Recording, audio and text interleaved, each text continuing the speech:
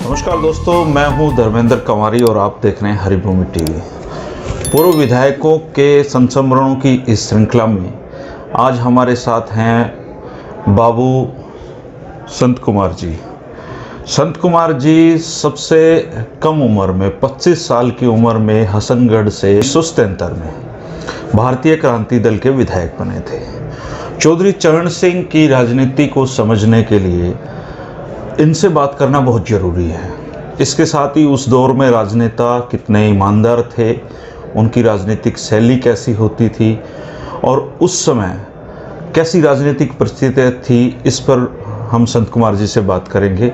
नमस्कार जी। नमस्कार संत कुमार जी, कैसे राजनीति में कैसे आना हुआ आपका? देखो, ये था कि मैं सोनीपत का स्टूडेंट था। अच्छा।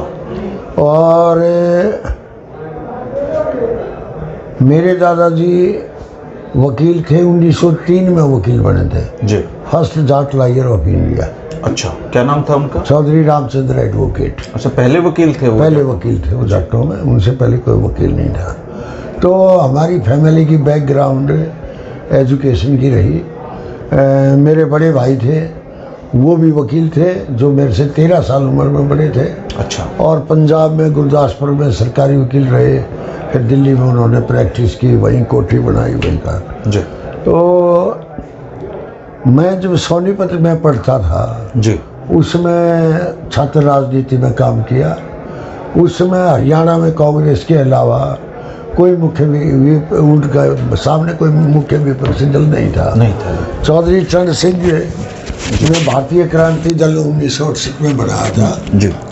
और भारतीय क्रांति दल ही चौधरी साहब का हरियाणा के अंदर बड़ी विपक्षी पार्टी के तौर पे बढ़ा जी।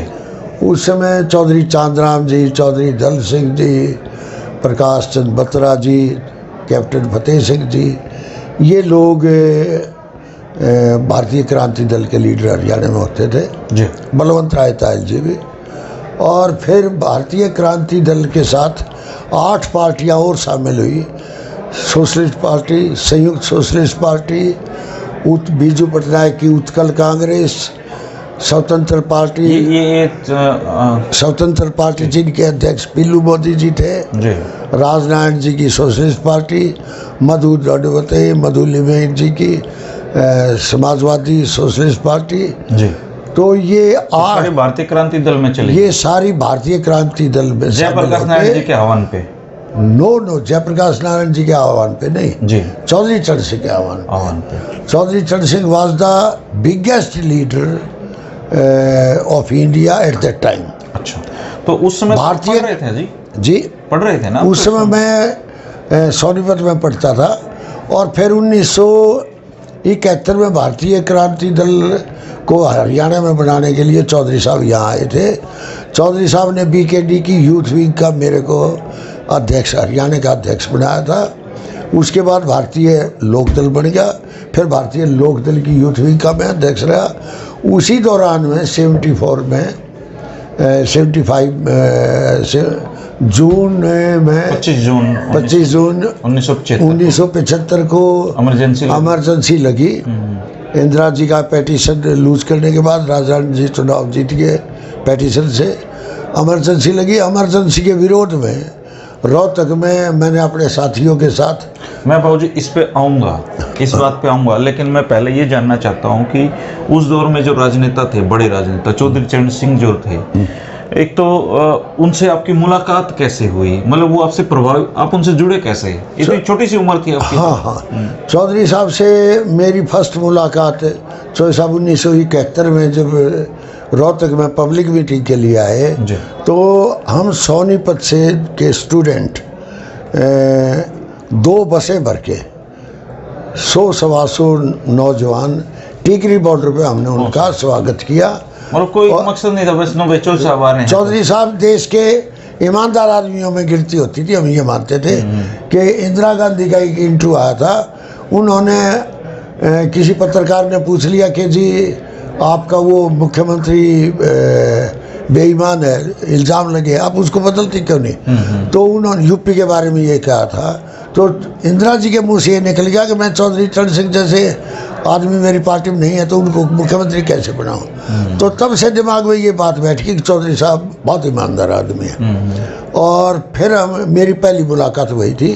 फिर चौधरी साहब ने एक कैंप लगाया उत्तर प्रदेश। अच्छा, ये जो अब कैंप ये उस समय चौधरी साहब ने चौधरी साहब ने कैंप शुरू कर दिए थे कि जो नई फसल है, अच्छा, नौजवान लड़के हैं, उनको राजनीति में किस तरीके से आगे बढ़ाने का, उनका करैक्टर कैसा होना चाहिए, उसको बनाने के लिए वो खुद लेक्चर देते थे। मतलब चौधरी साहब रोजाना आप लोग? चौधरी साहब रोजाना 1 घंटा 11 बजे और 1 घंटा 3 से 4 बजे। अच्छा, क्या लेक्चर देते थे? मुनि की रेती एक जगह है हरिद्वार में जी, उसमें चौधरी साहब ने राजनीतिक कैंप लगाया भारतीय लोकदल का। जी, मैं हरियाणा का अध्यक्ष था भारतीय लोकदल की यूथ विंग का। चौधरी साहब एक बात पे जोर देते थे कि आदमी के 2 करैक्टर नहीं होते। अच्छा, मतलब आदमी की पर्सनल लाइफ और प्राइवेट लाइफ ये 2 नहीं होती। जो पर्सनल लाइफ है वही प्राइवेट लाइफ, प्रोफेशनल लाइफ, सार्वजनिक जीवन और व्यक्तिगत जीवन एक होता है। अच्छा जी, अलग अलग नहीं होते? अलग कहते थे ऐसा? चौधरी साहब ये कहते थे जिसका व्यक्तिगत जीवन, व्यक्तिगत चरित्र ऊंचा नहीं होगा उसका सार्वजनिक चरित्र ऊंचा नहीं हो सकता। अच्छा। जो राजनीति में व्यक्तिगत तौर पे कमजोर है, बेईमान है, वो सार्वजनिक पद पे भी बेईमान रहेगा। अच्छा जी। इसलिए चरित्र तो एक ही रहेगा आदमी का। वही बात पे बल देते थे। और आज के जितने ही लोग हैं, चाहे वो बाद में करप्शन में फंसे हों, चाहे वो राजेंद्र चौधरी उत्तर प्रदेश के आज एक ऐसे नेता है जो मंत्री भी रहे, आज भी अभी 10 दिन पहले फिर MLC बने हैं, चौधरी चरण सिंह के बहुत नज़दीक रहे। अखिलेश यादव के को ये कह दिया कि आपके मंत्री बेईमान है फला, तो अखिलेश ने कहा मेरे साथ बैठे मेरी पार्टी के प्रवक्ता राजेंद्र चौधरी, कोई इनके ऊपर इल्ज़ाम नहीं लगा सकता, चौधरी चरण सिंह के साथ ही रहे। तो वो इतने ईमानदार लोग आज भी हैं। तो हम उस पीढ़ी के आदमियों को जब याद करते हैं तो उस टाइम पे मोस्टली, केवल मैं नहीं, मोस्टली लोग ईमानदार होते थे। अच्छा। 90 में से 50 MLA में गिनती करा सकता हूँ जो अपने कपड़े कुर्ता धोती, कुर्ता पजामा आप धो कर के MLA हॉस्टल में और सुखा देते थे, शाम को तकिए के नीचे रखते और सवेरे उठा के पहन के असेंबली में चले जाते थे। प्रधानमंत्री बने तो तब तो आपका उनके साथ? चौधरी साहब प्रधानमंत्री बने तो प्राइम मिनिस्टर ऑफिस में, और उस टाइम मैं MLA भी था, और चौधरी साहब के घर में माता जी के पास मेरा ऐसा आना जाना था कि जिस प्रकार आदमी अपनी वहाँ कोई घर की बैठक में जाता है। प्रधानमंत्री से मिलना ही बड़ा मुश्किल काम होता है, तो कैसी सिक्योरिटी वगैरह थी उनकी? देखो, प्रधानमंत्री से मिलने के लिए आम आदमी के लिए दिक्कतें जरूर आती हैं, लेकिन चौधरी साहब का एक नियम था शुरू से, वो सवेरे सबसे मिलते थे। अच्छा। जो भी उनके घर पे जाता, चाहे वो मंत्री होता, चाहे वो साधारण कार्यकर्ता होता, चौधरी साहब सवेरे सबसे मिलते थे। हमारे लिए थोड़ा प्रोरोगेटिव ये था कि हम ज़्यादा नज़दीक थे, हम उनके ऑफिस में, हम उनके घर में बगैर किसी अपॉइंटमेंट के किसी भी टाइम पे जाते हैं, आना जाना हमारा बराबर था। उनके व्यक्तिगत जीवन की मैं एक घटना अगर बताऊं। जी बताइए। चौधरी साहब कितने सादे थे, सिंपल थे। चौधरी साहब वाज प्राइम मिनिस्टर। अच्छा। तो मैं एक दिन मिलने के लिए किसी ज़रूरी काम से पहुंचा, वो दफ्तर में नहीं थे, मैं चौधरी साहब के घर गया तो उनके PSO होते थे करतार सिंह DSP। मैं जब उनके रूम के सामने अंदर जाने लगा, चूँकि मेरे को कोई रोकता नहीं था जी, तो करतार सिंह ने कहा कि आज चौधरी साहब नहीं मिलेंगे, बरामदे की बात है। मैं कह लगा क्यों? प्रधानमंत्री निवास पे। प्रधानमंत्री निवास पे अंदर कोठी में पिछले कमरे में, जो चौधरी साहब का कमरा प्राइम मिनिस्टर हाउस में था, पीछे की तरफ उसमें। तो वो कहने लगे चौधरी साहब के दर्द बहुत है कान में और वो लेटे हुए हैं। अच्छा जी। चौधरी साहब ने अंदर आवाज़ सुनी, वो कहने लगे कौन है करतार? कि जी संत कुमार है हरियाणा वाला, अंदर भेजो। मैं अंदर गया, चौधरी साहब लेटे हुए थे। माँ चौधरी साहब क्या बात है? बोला बहुत कान में दर्द है, लेकिन तू यही बैठ। वो एक ही बेड होता था, सिंगल। अच्छा, पर उनका जो कमरा था उनका कमरा एक सिंगल बेड होता था जिसपे वो सोते थे। अच्छा, तो और दूसरे लोग वो सिंगल बेड सख्त एक तरीके से तकत था। अच्छा, तकत पे सोते थे। तकत के ऊपर गद्दा था रुई का, उसके ऊपर सफेद बेडशीट होती थी, एक बारीक तकिया उस पर, बाकी नीचे कालीन था।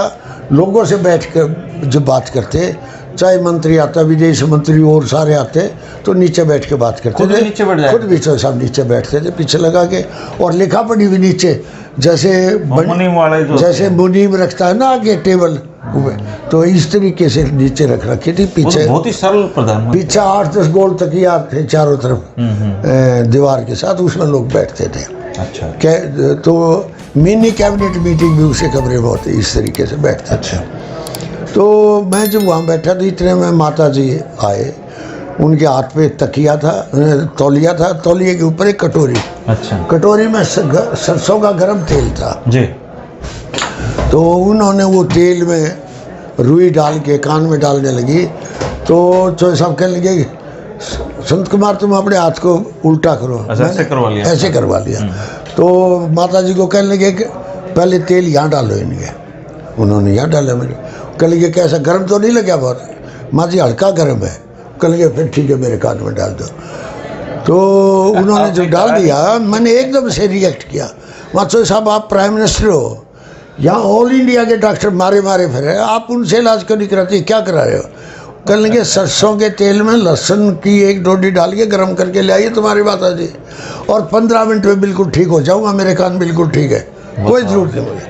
तो that was the character of जब जैसे आप लोग इंडियन प्राइम मिनिस्टर। तो चाय भाई मतलब जैसे आजकल चाय माता जी लेके आती थी, नौकर लेके नहीं आता था। अच्छा, माता जी खुद चाय माता जी खुद बनाती भी खुद थी, और चौधरी साहब के पास बैठने वाले लोग जो है वो चाय पीते थे तो माता जी ही बना के लाते थे। अच्छा। हालांकि उनका नौकर था राम बजोर, मुझे नाम याद है, राम बजोर।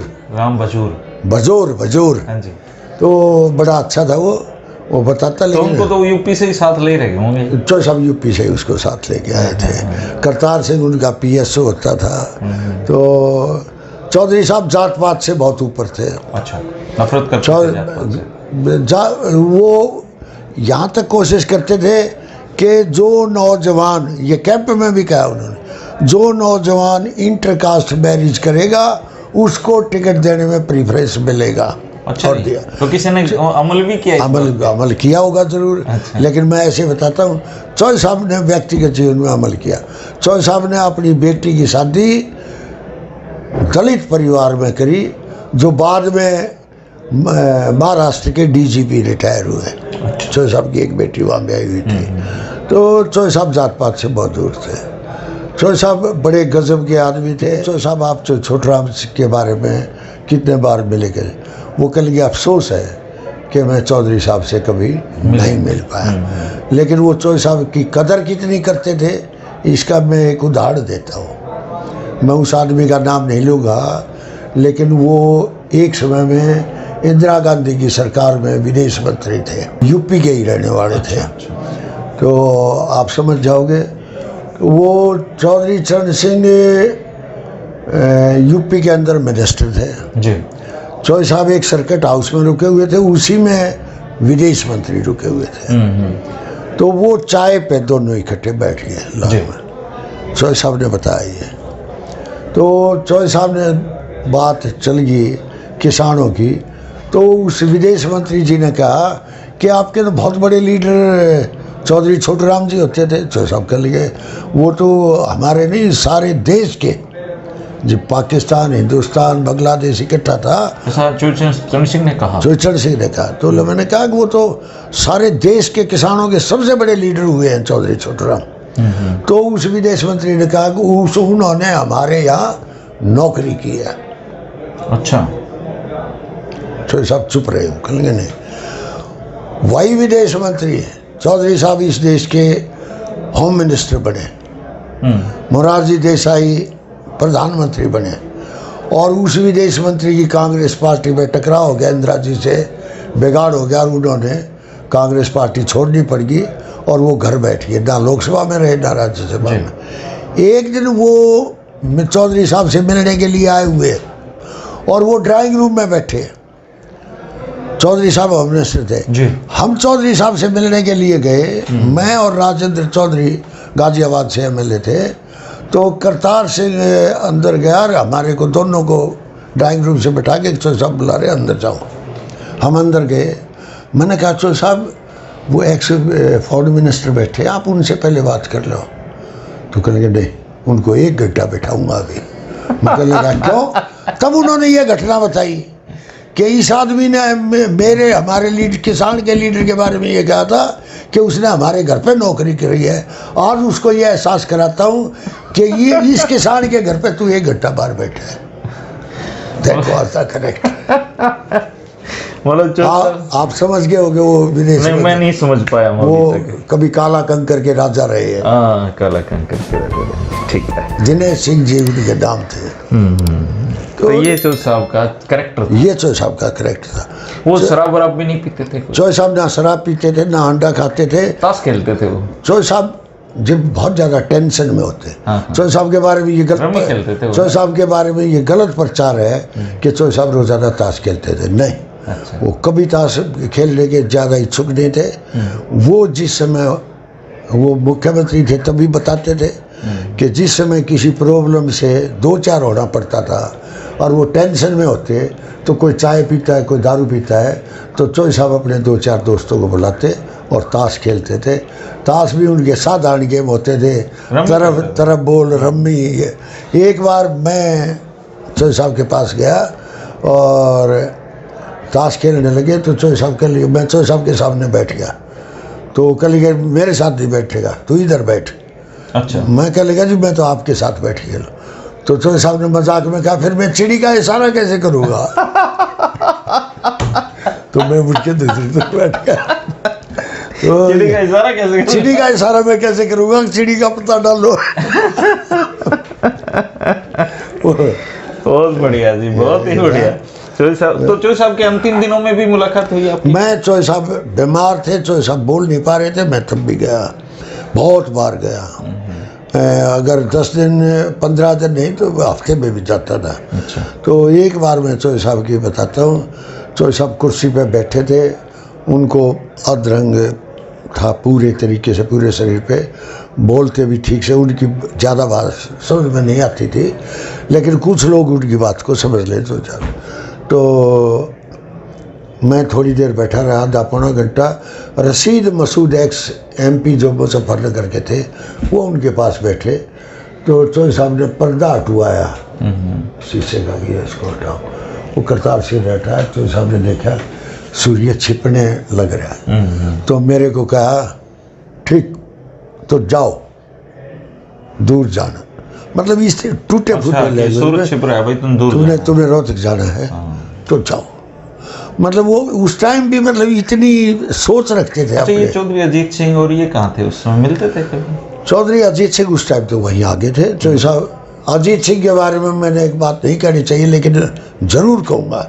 चौधरी साहब ने एक जलसा किया 1973 में यहाँ रोहतक में, और चौधरी साहब ने कहा दोस्तों आप मेरे से बहुत प्यार करते हो, किसानों और गैर किसानों, जो खेत में पसीना निकाल करके रोटी कमाता है मैं उसका लीडर हूँ, उसकी बात करता हूँ।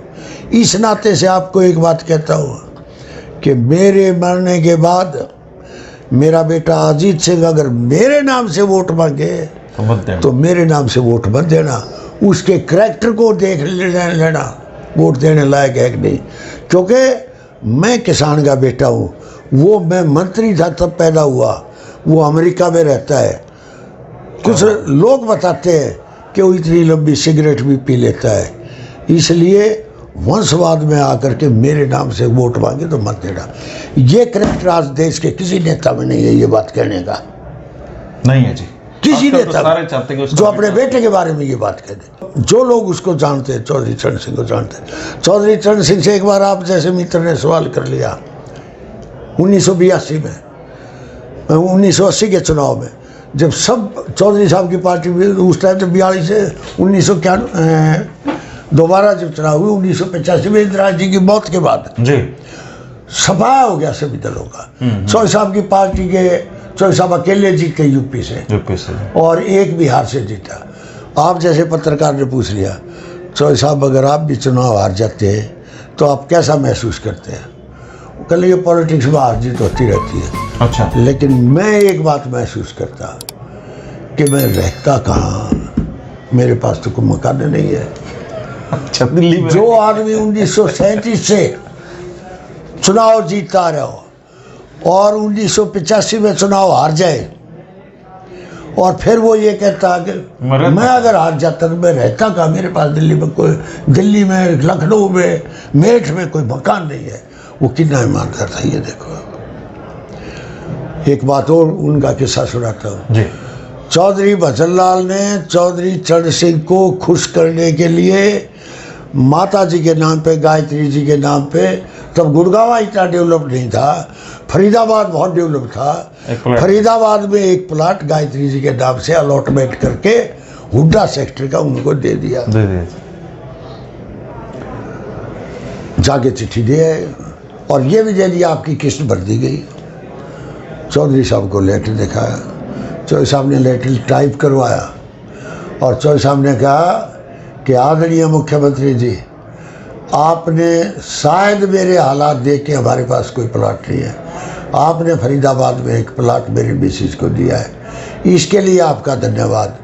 लेकिन मुझे प्लाट की ज़रूरत होगी तो मैं हरियाणा में प्लाट की ज़रूरत होगी, मैं हरियाणा की जनता से ज़मीन मांग लूँगा, मुझे प्लाट की ज़रूरत नहीं है। मैं सह धन्यवाद इस चिट्ठी को आपके पास वापस भेज रहा हूँ, ये आप किसी और ज़रूरतमंद को दे। क्या बात है, करेक्ट देखो आपने। ये करेक्ट। तो उन नेताओं को देखते हो, अब देखते हो तो अब तो बात ही दूसरी है। अब तो किसी के ऊपर कमेंट करना ठीक नहीं है। मैं बताने लग रहा कि उस टाइम की उस पीढ़ी के लोग ही अलग थे। हमारे साथ जितने एमएलए थे आज बहुत सारे। अच्छा, आपको टिकट उन्होंने बुला के मेरे को, मैं इमरजेंसी में जेल में रहा जी। चंद्रशेखर जी यहाँ जेल में थे। चंद्रशेखर जी फिर भारतीय लोकदल जो है, भारतीय लोकदल, पुरानी कांग्रेस, सब इकट्ठे हुए, ये सब इकट्ठे हो गए, जनता पार्टी बन गई। जनता पार्टी के अध्यक्ष वो बड़े। लेकिन जब असेंबली के चुनाव हुए तो जब हमारी को टिकट मिली तो चंद्रशेखर जी अध्यक्ष थे। चंद्रशेखर जी रोहतक जेल में मेरी मुलाकात हुई। मैं उनके पास घंटों बैठता था। अच्छा। वो बहुत नज़दीकी थे। तो चंद्रशेखर जी मेरे को टिकट देना चाहते थे। चौधरी चरण सिंह ने मेरे को टिकट दे दिया मैम से।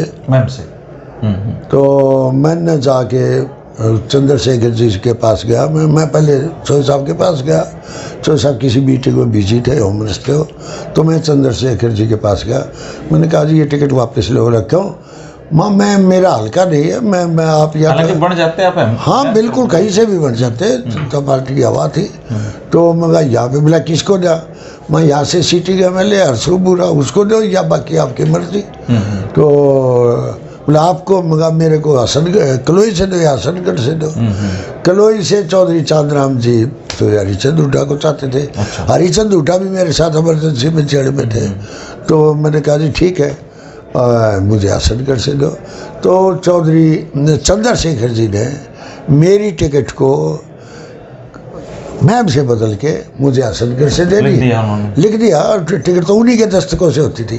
और चौधरी साहब को टेलीफोन किया, चौधरी साहब आपने टिकट जो दी थी वो मैं उसको बदल के हसनगढ़ से कर रहा हूँ, आपकी मंजूरी है? किसकी? बोला संत कुमार की। कल गया ओके दे दो। तो आपके सामने कौन कौन लोग चुनाव लड़े थे? मेरे सामने चुनाव लड़े थे मिनिस्टर, उस टाइम पे मंत्री थे, एजुकेशन मिनिस्टर चौधरी माड़ू सिंह जी। चौधरी माड़ू सिंह मलिक। हाँ, माड़ू सिंह मलिक। अच्छा। वो बहुत ईमानदार आदमी थे। दूसरे मेरे सामने लड़े बहुत ही मजबूत आदमी थे, मस्तनाथ भट्ट के अध्यक्ष थे बाबा श्रीनाथ। वो बहुत अच्छे वैद्य थे। मेरे बारे में, आप तो जवान से छोरे हो गए। मैं जवान थे। मैं जब चुनाव में वोट मांगने जाता तो रोहतक के, सोनीपत के जो स्टूडेंट थे वो मेरे साथ चलते। कई लोग गाड़ियों में आ जाते, अच्छा काफिला चलता। तो जो मैन जी के दूसरे साथी थे वकील, वो प्रचार करते ये इतना रुपया कहाँ से ले आया, कैसे ले आया, फला दिखना। आपके पास रुपये तो थे ही ना। एक बार की घटना बताता हूँ, लेकिन जो मेरे सामने लड़ने वाले थे, मैं गढ़ी गांव में गया, चौधरी छोटराम के गांव में। मैं जब आगे जाने लग रहा जुलूस के रूप में, आगे से मैं सरयोनाथ जी आगे जी, मैं सरयोनाथ जी, हमारा आमने सामने हो गया। कुछ लोगों ने कहा कि जी मैं जी आगे, कोई बात नहीं। गए, मैंने जाके उनको प्रणाम किया, मैंने उनको पैरों का हाथ लगाया। अच्छा। तो देखो करैक्टर देखो, मैंने पैरों की तरफ हाथ किया तो उसने कहा बेटे तेरी जीत हो। जो आदमी आपके सामने चुनाव लड़ रहा है, जिसको बिल्कुल ये लगता है कि मैं जीतूंगा, वो मजबूत था। आपको जीत का उन्होंने मेरे को जीत का आशीर्वाद 200 आदमियों के बीच में दिया। तो वहाँ पे नरेंद्र नांदल अभी जिंदा है, उनका पीए होता था। उसने ऑब्जेक्शन किया कि आपने लोगों के बीच में क्यों कहा। तो उन्होंने कहा मैं साधु हूँ। उस लड़के ने मेरे पैरों की तरफ हाथ किया तो मेरा आशीर्वाद का हाथ उनके सिर पे गया और मैंने जीत का आशीर्वाद दिया। कहाँ गए जी वो लोग? अब उनकी दूसरी बात बताता हूँ। मेरे ऊपर पेटिशन करवा दिया उन्होंने, उन्हीं लोगों ने, मैं जी से कह कि इसकी उम्र 25 साल नहीं है, ये चुनाव गलत तरीके से लड़ा है, वोटर लिस्ट में 25 साल है लेकिन वैसे नहीं है, गलत है। तो जब मुझे पता चला कि पेटिशन टाइप हो गया, ये हो गया, मैं मैन जी के पास मठ में गया। मैन जी प्रणाम, कल आओ बेटे, कैसे आए? माँ जी आपने मेरे खिलाफ पेटिशन कर दिया। और आपने जीत का आशीर्वाद दिया? बोला हाँ, वो आए थे, पेटिशन मेरे में दस्तखत करा के ले गए। तो मगा फिर आप मेरे को बुला के कह देते कि तू एमएलए के लायक नहीं है, मैं हट जाता हूँ। मेरे पास तो पैसे भी नहीं है, आप फिर मैंने वकील करना है, आप ही फीस दे दो और वकील कर लो। तो वो कर गए कि उसको नरेंद्र को बुलाओ, नांदल को, वो उनका वकील, उसको कहो आज केस अगर डाल दिया तो उल्टा ले लो और नहीं डाला है तो उसको फाड़ दो, कोई पेटिशन नहीं करना। ये कैरेक्टर होता था। और चौधरी माड़ू सिंह मलिक, वो चुनाव के दौरान में उन्हीं के गांव में मुझे मिल गया। अच्छा, कौन से गांव? कलावड़ में, खरावड़ गांव है, आमने सामने हुए। मैंने जाके चौधरी साहब को फिर पैरों की तरफ बात करेंगे। तो जगजीत उनका बेटा साथ था, जो डीए रिटायर हुए। तो कह लगे जगजीत संत कुमार के साथ जाओ, घर पे चाय पिला के भेज, जो घर पे दूध पिला के भेजना। मतलब उस टाइम का कैरेक्टर देखो आप, दोनों जो मेरे चुनाव लड़ रहे थे, लेकिन चुनाव लड़ रहे थे ना, बिल्कुल नहीं। इतना प्यार और आशीर्वाद, 500 आदमी के बीच में मेरे को आशीर्वाद दे दिया, छोटी बात थी क्या? कितने वोटों से आप जीतते चुनाव? मैं जीता 8,500 वोटों से। अच्छा, तो जीत के बाद भी आप जीत के बाद भी मैं काउंटिंग सेंटर पे तो वो उसके ऑफिसर के साथ बैठे, मैं उनके साथ भी नहीं बैठूँ था, मैं दूर बैठूँ था। उन्होंने कहा बेटा इधर आओ, मगर ना। तो मारू सिंह बीच में आगे थे, मैं जी भी आगे थे। वो कह लिया तुम जीतोगे, पहले राउंड के बाद ही वो उठ के आ गया। अच्छा, बाद में मुलाकात? और मेरे बाद में मैं बराबर आता जाता रहा। तो तब सरकार किसकी बनी? जनता पार्टी की। चौधरी देवीलाल चीफ मिनिस्टर बने।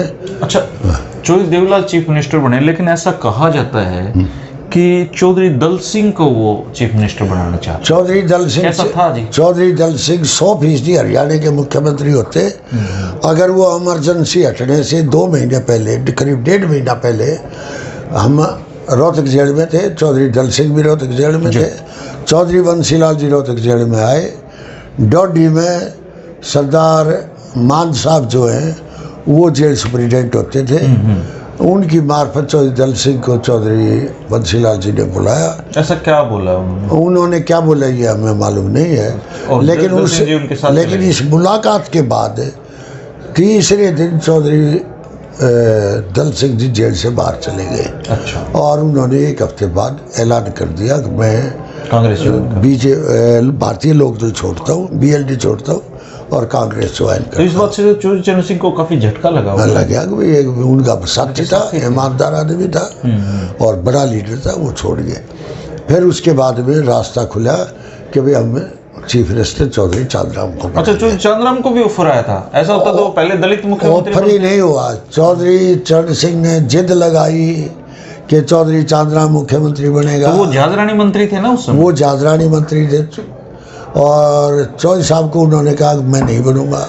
चौधरी साहब ने कहा नहीं चांदराम तुम वकील हो, तुम पढ़े लिखे हो, तुम बनोगे। अच्छा जी। और मैं पहला दलित मुख्यमंत्री हरियाणा को तुम्हारे को तुम बनाऊंगा।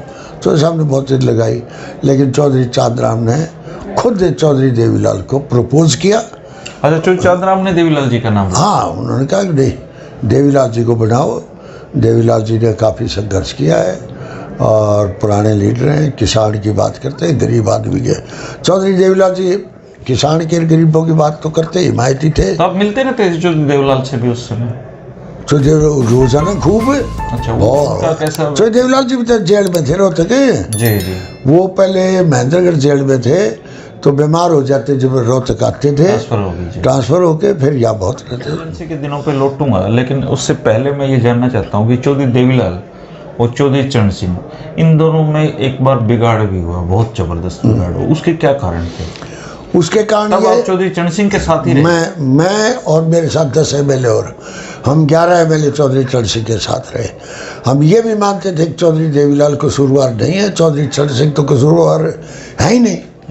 लेकिन चौधरी देवीलाल और चौधरी चरण सिंह के बीच में एक दो आदमी बड़ा ऐसा आ गया जो खुद मुख्यमंत्री बनना चाहता था, और वो ये समझता था कि देवीलाल जी अगर आउट हो जाए तो तू मुख्यमंत्री बन जाएगा। लेकिन ये उसकी बहुत बड़ी भूल थी। वो राज्यसभा के मेंबर थे, मैं उनका नाम नहीं लेना चाहता, नाम कौन सा था आप समझ जाओगे। उन्होंने काफ़ी बिगाड़ पैदा करवाया दोनों के बीच में। उन्होंने बिगाड़ करवाया। ऐसे कुछ लोग तत्व और थे जिन्होंने आप लोगों को बड़ा दुख पहुंचा हुआ है? बड़ा दुख पहुंचा, और जिनकी वजह से तो सरकार भी टूट गई थी क्या? नहीं, सरकार तो पहले टूट चुकी थी, लेकिन ये 82 के चुनाव हुए उस दौरान की बात है, और चुनाव से 10 दिन पहले फिर इकट्ठे हुए जी। लेकिन उसमें बहुत सारे लोग जो चौधरी चरण सिंह के साथ लोग रह गए थे, उनके टिकट चौधरी देवीलाल ग्रुप द्वारा कटवाए गए। लेकिन मेरे को चौधरी साहब ने आपने एक ही चुनाव लड़ा? हाँ, उसके बाद दूसरा विकास पार्टी से लड़ा, लेकिन मेरा टिकट चौधरी साहब ने फिर कलोई से कर दिया था। लेकिन वो चौधरी देवीलाल मेरे खिलाफत में कभी नहीं रहे, और वही आदमी जो चौधरी देवीलाल को मुख्यमंत्री नहीं बनाना चाहता था, वो देवीलाल चौधरी चरण सिंह की तरफ से टिकट बंटवारे में उस कमेटी में था। तो उसने हमारा चालाकी से टिकट कटवाने का काम कर दिया। आपकी टिकट कटवा दी हसनगढ़ से? हसनगढ़ से। और आपको टिकट दिलवाई कलोई से मैंने लड़ा। अच्छा, उसके बाद कोई चुनाव आपने फिर कब लड़ा? आखिरी चुनाव कौन सा था? मैंने 91 में लड़ा। 91 में विकास पार्टी चौधरी बंसीलाल की। वो तो 91 तो बंसीलाल जी तब तक तो बंसीलाल जी को भी मैं ये मानता हूँ। हसनगढ़ से ना? हाँ, हसनगढ़ से। हार गए थे आप? हाँ, मैं हार गया था, लेकिन मेरे को बहुत प्यार मिला। और चौधरी बंसीलाल को भी मानता हूँ कि हरियाणा को बिल्ड करने में, हरियाणा को बनाने में ईमानदार व्यक्ति थे वो भी। मैं ईमानदार मानता हूँ उनका। और चौधरी बंसीलाल के बारे में ईमानदार थे नहीं थे, उनकी एक बात से पता चलता है। वो लोगों में एक बात खरी कहते थे कि भाई राजनीति में बहुत कम लोग पूरे ईमानदार होते हैं। अच्छा। मैं अपने आप को जितने हरियाणा के मुख्यमंत्री हुए उनमें सबसे, मैं ये तो नहीं कहता मैं दूध का धोया हूँ, लेकिन मैं सबसे ईमानदार हूँ। अच्छा, आप तो उस समय जैसे आप पुराने विधायक हो, तो ये जैसे नौकरियों में सिफारिशों का दौर है, CLU कराने का, ये उस समय नहीं होते थे क्या? देखो, नौकरियों का दौर तो हमेशा से रहा है, लेकिन नौकरी रुपए लेके नहीं दी जाती थी। अच्छा, मतलब सिफारिशों से मिलती। अब मैं यहाँ तक कहता हूँ, मैं चौधरी ओम प्रकाश चौटाला की नीति के खिलाफ हूँ, लेकिन जहाँ तक चौधरी ओम प्रकाश चौटाला की नौकरियों के मामले में सजा हुई है, लेकिन चौटाला साहब ने भी और किसी भी मुख्यमंत्री ने आज तक रुपए लेकर के नौकरी नहीं दी है। उसके रिश्तेदारों ने, उसके चेलों ने, उसके किसी MLAs ने, उनके दलालों ने कोई पैसे ले लिए, वो अलग बात है, लेकिन मुख्यमंत्री नौकरियों में रुपए नहीं लेते। अच्छा, अब हम लौटते हैं एक बार फिर इमरजेंसी में। रोहतक जो जेल थी वो इमरजेंसी का एक हब बन गई थी नेताओं को रखने का।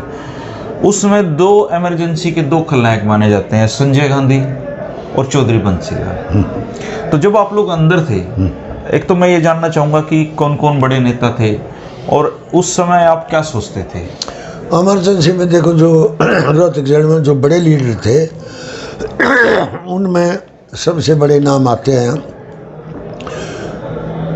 उत्कल कांग्रेस के अध्यक्ष रहे, फिर वहाँ के मुख्यमंत्री भी रहे, उड़ीसा के बीजू पटनायक जी थे। पिल्लू मोदी जो बहुत बड़े लीडर थे, उनके पिताजी हेमू मोदी जो गवर्नर भी रहे, काफी बड़े लीडर, वो बड़े लीडर थे। राजनारायण जी बहुत बड़े लीडर यहीं पे थे। और समर गुहा जो सुभाष चंद्र बोस के परिवार से उनके अनुयायी रहे, वो थे। लाल कृष्ण अडवाणी जी थे और साहब मधु दंडवते जी थे। और आपके ये मैं सेंट्रल लीडर्स की बात कर रहा हूँ, चंद्रशेखर जी थे। तो इस किस्म के अशोक मेहता जी थे, ये बड़े बड़े लीडर थे। हरियाणा के लीडर्स की जहाँ तक बात है, उनमें चौधरी देवीलाल, पंडित श्री राम शर्मा, चौधरी ऋषिकराम जी, ओम प्रकाश चौटाला हिसार जेल में थे, वो यहाँ नहीं थे। और रोहतक के हमारे जैसे। अच्छा, तो उस समय आपको ये नहीं लगता था जी कि यहाँ से तो मर के बाहर निकल? नहीं, उस समय कोई ये तो सोच ही नहीं सकता था कि चुनाव आ जाएंगे 2 साल बाद, ये हो जाएगा। मतलब उस समय मैं आपके यहाँ के हीरानदारिया जी आपके जिले के, उनकी एक कहानी सुनाता हूँ। शाम को हम सैर करने लग रहे, इमरजेंसी लगे हुए 2 महीने हुए थे जी। तो वो सैर करते करते कहने लगे, अब 10-15 लोगों का टोल हम घूम रहे थे। तो वो कहने लगे, भाई रसिया में इमरजेंसी लगी थी, 40 साल इमरजेंसी रही, स्टालिन ने लगाई थी। और 40 साल में 3 लाख जेल में गए थे लोग, और 40 साल के बाद 30,000 जिंदा निकले थे, बाकी जेलों में मर गए थे। तो हमारे जो पहले MLA रहे उदय सिंह दला और कामरेड रघुवीर सिंह, और ये कहने लगे, ओ गुरु ऐसी बात मत कहो, ये लोग भी भाग जाएंगे माफी मांग के। और एक पार्टी विशेष के आदमी, मैं आज भी कहता हूँ, जिनमें RSS का तमाम आदमी माफी मांग करके जेल से बाहर आ गया।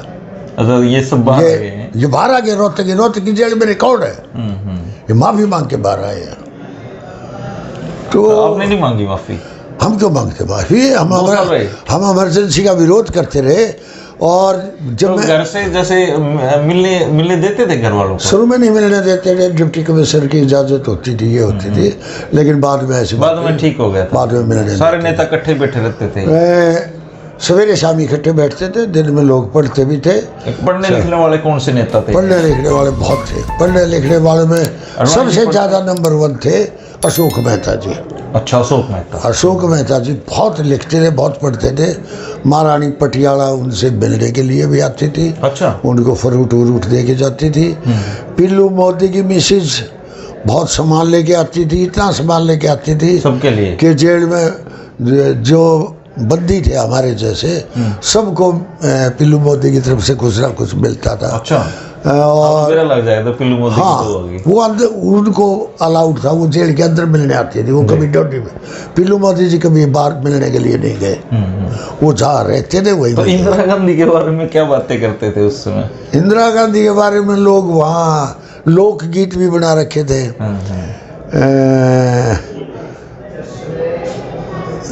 परिवर्तन होने वाला है। अच्छा, गाते वाते भी थे? हाँ, गाते थे। इंदिरा जागी जागी तानाशाही, देश में परिवर्तन होने वाला है। अच्छा, तो उस समय तो चौधरी साहब तो चरण सिंह जी तो तिहाड़ में थे? चरण सिंह तिहाड़ में थे और जयप्रकाश जी चंडीगढ़ थे। खाना वाना टाइम पे सब, या फिर बंसीलाल जी ने उसमें भी कोई कटौती की थी? नहीं, खाना तो सभी को मिलता था। खाना मोस्टली जो ये हमारे जैसे लोग थे, इनका खाना बनाने के लिए अलग से जेल में खाना वही लोग। पुरानी वाली जेल थी या ये नई वाली? पुरानी वाली जेल थी ना? वो जेल थी जो बस अड्डे के सामने वाली जेल थी, वो तब नई जेल बोली जाती थी। अच्छा अच्छा, उससे पुरानी जेल थी जो IC कॉलेज बना है। अच्छा, अंग्रेजों के? हाँ, जो थी ये सोनीपत अड्डे पे थी। मैं इस जेल में भी रहा हूँ 14 दिन। अच्छा, इसमें भी रहे? इसमें 1970 में जब चंडीगढ़ एजिटेशन चला, अच्छा, तो हमने सोनीपत में, मैं सोनीपत का स्टूडेंट था, जाट कॉलेज का प्रधान था, वहाँ पे हमने चौधरी रजग्राम को और पंडित भगवत जाल को बुला के सभा कराई मंडी में, और उस सभा में 144 लगा दी। चौधरी पंडित भगवत जाल जी पहुँचे नहीं थे, वो पहुँचे उससे पहले ही स्टेज से हमारे को गिरफ्तार कर लिया। सोनीपत के 70-80 स्टूडेंट मेरे साथ थे, चौधरी रजग्राम, स्वामी इंद्रवेश, रोहतक के 2-3 वकील वहाँ गए हुए थे, राम हुड्डा वगैरह, ये हमारे साथ जेल में बंद रहे। हमारे को जेल में बंद करके रोहतक जेल में भेज दिया। वहाँ तो सब जेल होती थी थोड़ी। अच्छा, सोनीपत में बड़ी जेल यही थी, और ये कच्ची जेल होती थी। उस समय कैरो साहब के हत्यारे याद थे। अच्छा, कुछ फांसी टूट लिए थे, एक बच्चा, 2 बच्चे, एक को तो चौधरी देवीलाल बचा के लाए थे। हाँ, वो टेक्निकली बच्चे थे वो। हाँ, वो सुखलाल था, वो यहीं था, उसकी 20 साल की हुई थी। और कैरो भी हमारी थी? नहीं, वो तो कोई वो उनका पॉलिटिकल सपोर्टर भी था, सुच्चा सिंह। हाँ, तो कैरो को गोली मारने लगा। कैरो ने तब भी उसको कहा, सुच्चा तुम यहाँ, और फिर सुच्चा ने गोली चला दी। सुच्चा सिंह, बलदेव सिंह ने दोनों ने गोली मारी।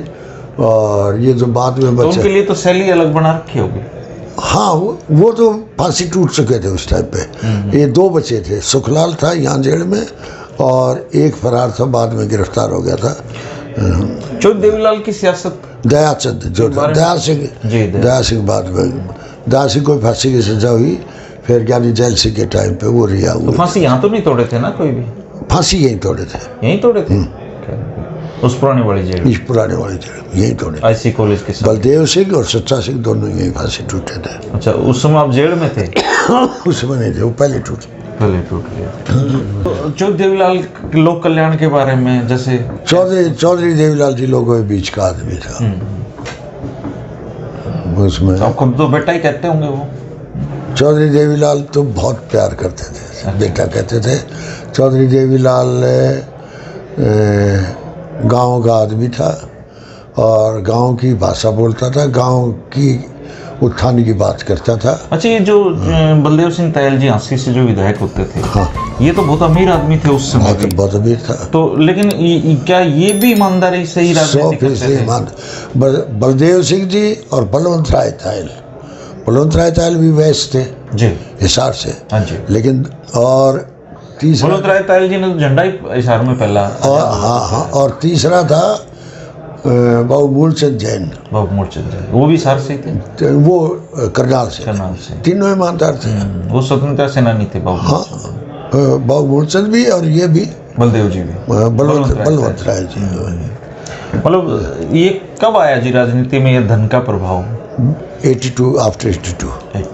कौन जिम्मेदार कहोगे इसमें? मैं नाम नहीं लूँगा किसी का, क्योंकि कहा मैं 82 के बाद सब बिगड़ता चला गया है। हाँ, भाई एक जिम्मेदारी, एक को क्यों? भजनलाल जी से भी हुई आपकी कभी मुलाकात? भजनलाल मेरे मित्र रहे हैं, लेकिन भजनलाल जी जनक रहे हैं, वो सब जानते हैं। भजनलाल जी ने बताते हैं कि उन्होंने रोहतक में कहा था कि अगर मैं भी जाट हूँ, ऐसा कुछ कहा था उन्होंने? कहा था, हमारी बार में कहा था, यही वकीलों के बीच में। और क्या बोला था? वो थे भी जाट, फर्ज लेके आए थे, अपनी फर्ज लेके मौजूद थे उस समय? मौजूद था। क्या था घटनाक्रम? उन्होंने कहा, नाम लेके कहा, संत कुमार से पूछो मैं जाट हूँ, हरसरूपुरा से पूछो मैं जाट हूँ, और ये फर्ज रही। आप रोहतक कौन से साल की बात है जी? मनीराम गोदारा बिश्नोई है ना। हाँ। वो भी जाट है। बिश्नोई का मतलब जिसने 20 और 9 नियम मान लिए। रोहतक में किसने आमंत्रित किया था चौधरी भजनलाल को? वो मुख्यमंत्री बन गए थे ना बार में उस समय। चौधरी सुल्तान सिंह के सेक्रेटरी थे, कुछ और लोग थे, मुझे याद। तो वो यहाँ आए। हाँ। और ये क्यों साबित करना चाहते थे? वो ये कि रोहतक के सब जाट इस इलाके का सारा उसके खिलाफ था। अच्छा, तो देवीलाल को हटा के बने थे इसलिए। अच्छा, तो बोले मैं भी जाट हूँ। तो वो ये कह रहे थे, भाई तुम देवीलाल को जाट करके अगर मानते हो लीडर, तो मैं भी जाट हूँ, ये मैं फर्ज ले गया हूँ। अच्छा, और फर्ज ले रहे थे? हाँ, फर्ज ले रहे थे। और आज भी वो जाट लिखते हैं, है भी जाट। बिश्नोई जो है वो तबका है, पंथ है, वो कोई कौम नहीं है। बिश्नोइयों के अंदर पर कुम्हार, ये तो कुलदीप और ये तो मानते नहीं, ये तो सब मानते हैं। अच्छा। ये अगर नहीं मानते तो कुलदीप बिश्नोई से कहो कि जो बिश्नोइयों में जो जाट कौम है उससे अलग शादी करके दिखाओ। कैसे नहीं मानते? मतलब ऊपर से बंसीलाल नहीं के मानते, भजलाल के परिवार से लड़की की, लड़कों की, पोते पोती की कोई शादी गैर जाट में हुई है? जबकि बिश्नोइयों में तो कुम्हार भी है, हाँ। बिश्नोइयों में बढ़िया भी है, बिश्नोइयों में वो मंजू गोत है उनका ना, हमांजू गोट है, गोदारा है, वो भी जाट है, बहनी वाले हैं। बहनीवाल है। तो और बिश्नोइयों में खाती भी है, बिश्नोई में सारी कौम है जो 29 नियम को, जो बाबा जम्बेश्वर को मानते हैं। अब जैसे राधा स्वामी पंथ है, राधा स्वामी बहुत ऊंचा पंथ है। राधा स्वामी के जितने लोग हैं जी। वो जाट भी हैं, गुज्जर भी हैं, अहीर भी हैं, वाल्मीकि भी हैं, दलित भी है, सब है। कौम अलग अलग है लेकिन वो राधा स्वामी को अपना मालिक मानते हैं। जैसे आर्य समाज भी वैसे ही हो गया। आर्य समाज भी वैसे, आर्य समाज में सभी किस्म के लोग हैं, सभी जात के लोग हैं। तो बाबूजी अब क्या मतलब राजनीति से पूरा, मैं देखो राजनीति में मैं एक्टिव हूँ, वेरी मच एक्टिव हूँ, लेकिन जहाँ तक चुनाव लड़ने का कोई मन नहीं। पद की बात है, चुनाव तो लड़ना दूर की बात, पद की भी कोई लालसा किसी किस्म के पद की नहीं है। और मेरे को चौधरी भूपेंद्र सिंह हुड्डा राजनीतिक तौर पर भी पद देने के बाद पीछे भी आगे आई रिफ्यूज्ड। चुनाव तो दूर की बात, पद की क्या बात है। मैं इतने बड़े आदमियों के साथ रह चुका, मेरा अपना मतलब आप ये मानते हो कि आपका जो जन्म है वो चौधरी चरण सिंह के साथ रह के सफल हो गए? बिल्कुल सफल हुआ है। मैं कम से कम अगर हिंदू माइथोलॉजी के हिसाब से मानते हैं तो इस संसार से जाने के बाद जो अगला संसार है उसमें मैं अपने मालिक के पास, अपने खुदा के पास जब जाऊंगा तो मेरा सिर यूं की बजाय मेरा सिर यूं रहेगा। गर्व होगा इसमें कि आपने मेरे दामन पे, मैंने कोशिश की है कोई दाग ना लगे। जैसा आपने भेजा था वैसा तो मैं संसार से नहीं निकल गया आज क्या, लेकिन मैंने पूरी बचने की कोशिश की है। दोस्तों, एडवोकेट संत कुमार जी की बातचीत को सुनकर आपको लगेगा कि भारत की जो राजनीति है, हरियाणा की जो राजनीति है, वो हमेशा इतनी दागदार नहीं होती थी। इसके कुछ उजले पहलू भी हैं, इसके उजले पक्ष भी हैं। चौधरी चरण सिंह, चौधरी देवीलाल, चौधरी भजनलाल, चौधरी बाकी सारे लोगों के साथ, ओम प्रकाश चौटाला जी के साथ, सबके साथ इनकी दोस्ती रही है। अब भी दोस्त होंगे इनके जो जीवित हैं। तो अगर आप एडवोकेट संत कुमार जी से उस दौर की राजनीति के बारे में कोई सवाल पूछना चाहते हैं तो कमेंट बॉक्स में लिखें, मैं इन तक वो सवाल पहुंचाऊंगा और आपको उसका जवाब देने की कोशिश करूंगा। बाबूजी, बात करने के लिए बहुत बहुत शुक्रिया और बहुत शानदार आपसे मुलाकात रही। धन्यवाद आपका, धर्मेंद्र।